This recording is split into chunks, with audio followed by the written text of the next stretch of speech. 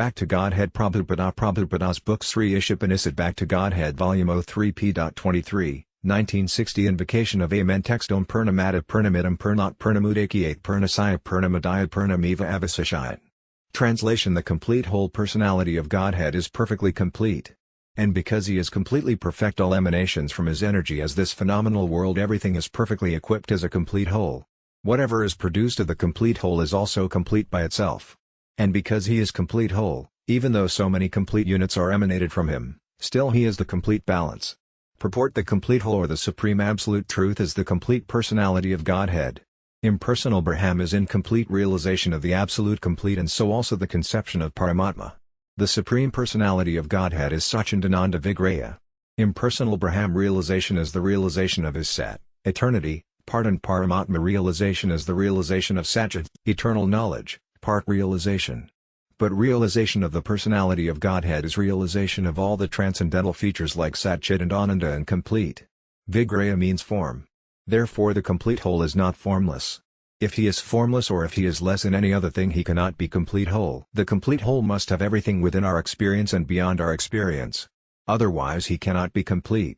The complete whole personality of Godhead has immense potencies, and all of them are also as complete as he is. Therefore this phenomenal world, or the material world where we are now put, is also complete by itself. The 24 elements of which this material universe is a temporary manifestation are completely adjusted to produce complete things which are necessary for the maintenance and subsistence of this universe. No extraneous effort by any other unit is required for the maintenance of the universe. It has its own time fixed up by the energy of the complete whole, and when the time is complete, this temporary manifestation will be annihilated by the complete arrangement of the complete. There is complete facility for the small complete units, namely the living beings, to realize the complete, and all sorts of incompleteness is experienced on account of incomplete knowledge of the complete. The human form of life is there is complete manifestation of a complete consciousness of the living being, which is obtained after completing 84 lakhs of evolutionary processes in the cycle of birth and death. Therefore if human being does not realize his completeness with the complete in this complete life of complete consciousness, he loses the chance of realizing his completeness and put into the cycle of evolutionary process by the complete law of complete material nature. Because we do not know that there is complete arrangement in the complete nature for our maintenance, therefore we make effort to utilize the resources of nature for making a so-called complete life of sense enjoyment. This misleading life and sense enjoyment is called delusion, because the living entity cannot enjoy life or cannot enjoy the senses without being dovetailed with the complete whole. For example, the hand of a body is a complete unit so long it is attached with the complete bodily unit. When the hand is detached from the main body, such a hand may appear like a hand, but actually it has no potency of being used as hand. Similarly, the living beings are part and parcel of the complete whole, and so long the parts and parcels are detached from the complete whole, certainly the illusory representation of completeness cannot bring in the desired result. Completeness of human life can only be realized when the human form of life is engaged in the complete service of the complete whole. Any service in this world, either social, political, communal or international or even interplanetary, all will remain incomplete unless and until the same is dovetailed with the complete whole. When everything is dovetailed with the complete whole, such attached parts and parcels also become complete in themselves. Text 1 Ishavasiyam idam sarvam yat kim charjagyam jagatenatayaktina bunjitham agrita kasayasadhanam. Translation: Everything animate or inanimate that is within the universe is controlled and owned by the Lord. One should therefore accept things necessary for him as it is set aside as his quota, and must not accept otherwise, knowing it well as to whom does it belong. Purport: The Vedic knowledge is infallible because it comes down through the perfect disciplic succession of spiritual masters beginning from the Lord himself. The Vedic knowledge is received from the transcendental sources because the first word was spoken by the Lord himself. The word spoken by the Lord is called aprashaya, or not delivered by any person of the mundane world who is infected with 4 principles of imperfectness. A living being of the mundane world has 4 defective principles of his life, and they are: 1. That he must commit mistake, 2. He must be sometimes illusion, 3. He must try to cheat others, and 4. He is endowed with imperfect senses. With all these 4 principles of imperfectness, one cannot deliver the perfect form of information in the matter of all-pervading knowledge. The Vedas are not like that. The Vedic knowledge was imparted in the heart of Brahma, the first created living being, and Brahma in his turn disseminated the knowledge to his sons and disciples as they were originally received from the Lord. The Lord being Purnam, or all-perfect, there is no chance of his becoming subjected to the laws of material nature, which is also controlled by the Lord. The Lord is controller of the material nature, while the living entities or inanimate objects all are controlled by the laws of material nature or ultimately by the potency of the Lord. This Ishopanisad is a part of the Yajurveda, and as such the information is there as to the proprietorship of things that be within the universe. This very thing is confirmed by the Bhagavad Gita in the 7th chapter, where para and apara prakriti is discussed. The elements of nature like the earth, fire, water, air, sky, mind, intelligence, and ego all belong to the inferior quality material energy of the Lord, whereas the living being or the organic energy belong to the superior quality para prakriti of the Lord. But on the whole both the prakritis or energies are emanations from the Lord, and ultimately He is the controller of everything that be. There is nothing in the universe which does not belong either to the para prakriti or to the apara prakriti, and therefore everything does belong to the proprietorship right of the Supreme Being. The Supreme Being, or the Absolute Personality of Godhead, being the complete personality, He has the complete perfect brain to adjust everything completely by His different potencies. The Supreme Being is compared with the fire, and everything that be organic or inorganic are compared with the heat and light of the fire. The fire distributes the energy in the form of heat and light, and as such the Lord displays His energy in different ways and is the ultimate controller and sustainer of everything, dictator of everything, full of all potencies, knower of everything, benefactor of everyone, and full of all inconceivable opulences, power, fame, beauty, knowledge and renunciation. One should therefore be intelligent enough to know that except the Lord nobody is the proprietor of anything within the universe. Nobody should claim to be the proprietor of anything, but he must accept things which are set aside by the Lord as his quota of maintenance. The cow gives milk, but she does not drink the milk. The milk is designated as the food for the human being. The cow eats grass and straw but does not drink its own milk. Such is the arrangement of the Lord, and we should be satisfied with the things as they have been very kindly set aside by Him. We should always think within ourselves as to whom belongs the things that we possess. Take for example our dwelling house, which is made of earth, wood, stone, iron, cement, metals and so many other material things. If we think in terms of the Ishopanisad, then we can know that we cannot produce either of the above-mentioned building materials. We can simply bring them together like a coolie and transform them in different shapes by our own labor. A laborer cannot claim to become the proprietor of a thing because he has labored hard for manufacturing a particular thing. There is always a great quarrel between the laborers and the capitalist in the present-day society. The quarrel is now taking an international shape, and the world is at loggerhead between a man and a man, just like the dogs and cats. The Ishopanisad cannot advise to the cats and dogs, but it delivers the message of Godhead through the bona fide acharyas. The human being may take Vedic lessons from the Ishopanisad that nobody should quarrel, but they must be satisfied by the privilege given to him by the mercy of the Lord. There will be no peace if the communist or the capitalist or any other party claim to become the proprietor of the resources of nature, which is the property of the Lord. The capitalist cannot curb down the communist simply by political maneuver, neither the communist can gain over the capitalist simply by fighting for the stolen bread.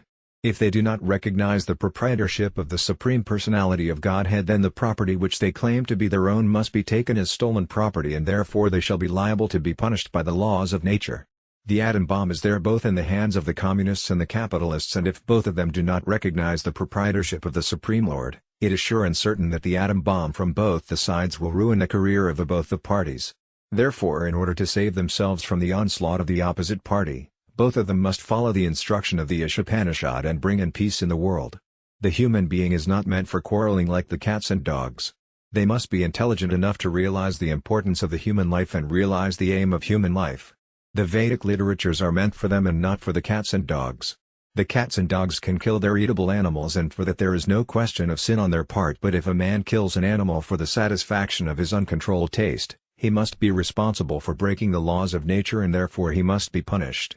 Distress and happiness are meant for the human being and not for the animals. There is standard of life for the human being and not for the animals. The tiger does not eat rice or wheat or cow's milk because it has been given its quota of foodstuff in the shape of animal food.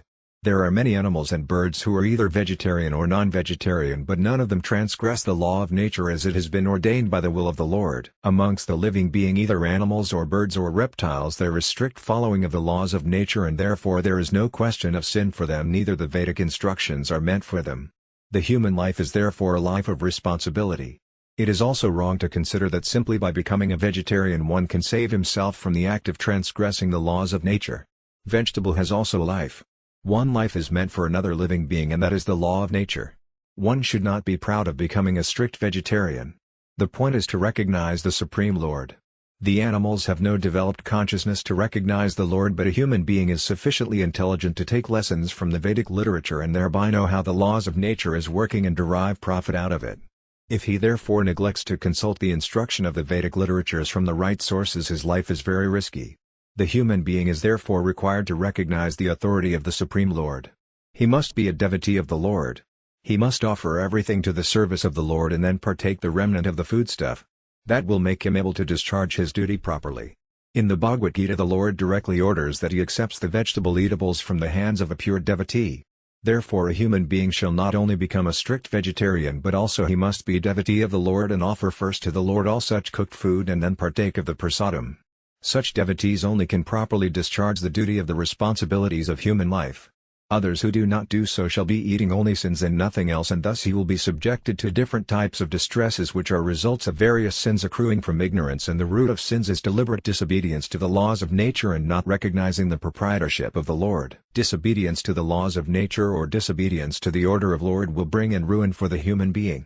On the other hand, if he is sober and knows the laws of nature without being influenced by unnecessary attachment or abhorrence, he is sure to be recognized again by the Lord and thus becomes eligible for going back to Godhead, to eternal home. Text 2 Kurvan eva iha karmani jijabishat satam sama evem twinanyatha itana karma lipyatne. Translation: one may aspire to live for hundreds of years if he continuously goes on doing work in that way, because that sort of work will not bind him in law of karma, and there is no other alternative except this way for the man. Purport: nobody wants to die and everyone wants to live, for as he can drag on. This temperament is not only visible individually but also it is visible collectively by groups of community, society or nationality. There is hard struggle for life in every class of living entities, and the Veda says it is quite natural for the living being. The living being is eternal by nature, but due to his bondage in the material existence he has to change body one after another, and the process is called transmigration of the soul. This transmigration of soul is called by another name as karma bandhana, or bound up by one's own work. The living entity has to work for his livelihood because that is the law of material nature, and if he does not act according to prescribed duties of a particular life, he is supposed to transgress the law of nature, making himself bound up more and more in the cycle of birth and death in different species of life. The cycle of birth and death is current in the life other than the human life, and when the living entity gets the chance of human life, it is given to him to get himself freed from the chain of the law of karma. This karma, akarma and vikarma divisions are very clearly made in the Bhagavad Gita. Actions which are done in terms of the prescribed duties mentioned in the revealed scriptures, Vedas, are called karma. And actions which make one free from the cycle of birth and death is called akarma. And actions which are performed according to one's misuse of freedom and thereby putting himself in the lower regions living conditions are called vikarma. Out of these three different categories of activities, the one which makes one free from the cycle of further bondage of karma is preferred by the intelligent class of men. Ordinary men want to perform good work in order to be recognized and get good status of life in this world or in heaven, but better class of men wants to get himself freed altogether from the actions and reactions of all good and bad works. The intelligent class of men know it well that good work or bad work all are equally causes for material miseries of life, and therefore to seek to do such work which make them free from the actions of good or bad work. This freedom from the action of good and bad work is ascertained here within the Ishopanisad. The instruction of the Ishopanisad is better explained in the Bhagavad Gita, or in the GODHEAD, the cream of all the Upanishads. In the Bhagavad Gita, the personality of Godhead says that nobody can attain the state of Naiskarma or karma without beginning the prescribed duties mentioned in the Vedic literatures. The Vedic literatures have regulated the working energy of a human being in such a way that gradually one can realize the authority of the Supreme Being. When one realizes the authority of the personality of Godhead Vasudeva, it is to be understood that he has now attained the stage of positive knowledge. At this purified stage of life, where the modes of nature, namely goodness, passion and ignorance, cannot react, one is enabled to act on the basis of Naiskarma, or the work which does not bind one in the cycle of birth and death. Factually, nobody has to do anything more than to render devotional service of the Lord. But in the lower stage of life, nobody can at once adopt the activities of devotional service, neither he can completely stop reactionary work. A conditioned soul is accustomed to work for his sense gratification or for his own selfish or extended selfish interest. An ordinary man wants to work for his own sense enjoyment, and in the same spirit, when the principle of sense enjoyment is extended from individual to collective society, nation, community or even humanity etc., they assume different attractive names under the headings of altruism, socialism, communism, nationalism or humanitarianism, etc. These isms are certainly very attractive forms of karma bandhana, but the Vedic instruction of the Ishopanishad is that if you want to live at all for either of the above isms, make them God-centered or Ishavashayam. There is no harm to become a family man, an altruist, a socialist, community, a nationalist or a humanitarianist, provided all such activities are executed in relation with Ishavasaya or God-centered conception. God-centered activities are evaluated in the Bhagavad Gita so richly that it recommends a part of it can save one from the greatest danger. The greatest danger of life is to glide down again in the cycle of evolutionary process of birth and death. There are 84 lakh species of life in some way or other. If a man misses the opportunity of his human form of life, influenced by the modes of material nature, and thus glides down again in the above evolutionary cycle, it must be the most regrettable incidence of life which the foolish man cannot see by his defective senses. The Ishopanishad advises therefore to exert one's energy in the Ishavasaya spirit, and in that engagement he may wish to live for many years. Otherwise his long life is as good as that of a tree which is also a living being and lives for hundreds and hundreds of years. There is no utility for living a long period like the trees, or breathing like the bellows, or begetting children like the hog and dog, or eating like the camel, and push on such activities in the name of polished isms. A humble life, even with God-centered activities, is more valuable than the colossal hoax of so-called altruism, socialism, etc. without any relation of God. When such activities as altruism, etc. are executed in the spirit of Ishopanishad, every one of them becomes a form of karma yoga as recommended in the Bhagavad Gita, and that guarantees an executor against the danger of evolutionary process of birth and death.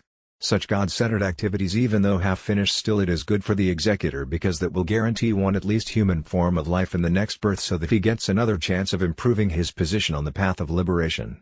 How one can execute God-centered activities is elaborately explained in the Bhakti Rasamrita Sindhu by Srila Rupa Goswami and rendered into English by us under the title of Science of Devotional Service of the Lord. We shall recommend this valuable book to all who are interested to guide their activities in the spirit of Ishopanishad. Mantra number 3: Asarya namate loka andhena tamasa abrita damstipritaya bhagakati yike cha atmahanajana. Translation: the killer of the soul, whoever he may be, must enter into the planets which are famous as the planet of the Asura, faithless, and are full of darkness and ignorance. Purport: a human life is distinguished from the animal life on account of its heavy responsibilities. Those who are cognizant of that responsibility and work in that spirit are called suras. And those who are either neglectful of the responsibility or have no information about it are called the asura. There are only these two kinds of human being all over the universe. In the Rig Veda it is stated that the suras always aim at the lotus feet of the Supreme Lord, Vishnu, and act accordingly. Their ways are illuminated as that of path of the sun.